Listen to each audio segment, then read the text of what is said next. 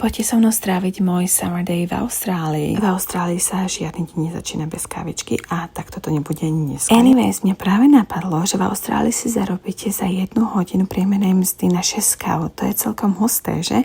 Neviem, ako to máte doma, v Česku alebo na Slovensku, ale to je ten dôvod, prečo tu každý naozaj tú kávu ráno pije. Dnešný deň nebudeme stráviť v Sydney na pláži, ale išli sme trošku ďalej. Úplne to milujem, raz za čas vypadnúť z toho ruchu veľkomesta do niečoho viacej pokojnejšieho. A tu sme na pláži. Jej! Plán na dnes bol nasledovný a to opáliť sa čo najviac ako to ide, pretože it's end of the summer. Dneska som si vymyslela tento beach snack a to roztopiť túto čokoládu a namačať do nej jahody.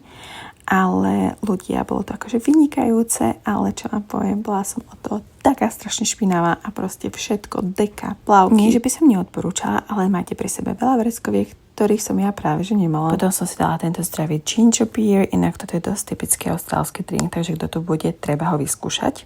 No a potom sme sa naozaj celé po obede iba váľali na pláži a to by bolo asi aj všetko z môjho dnešného dňa, tak vidíme sa na budúce. Bye!